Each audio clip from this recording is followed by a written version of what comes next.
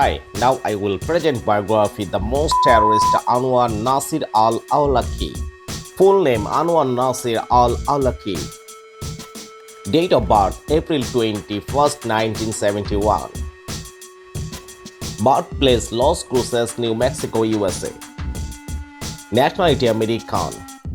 At death, he was killed in Yemen by a US drone strike along with another US citizen, Samir Khan. Date on September 30, 2011. Casualties, no informations. Education, Colorado State University.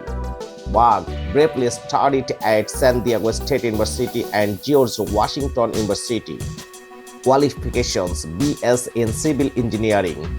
Date, September 30, 2011, Yemen.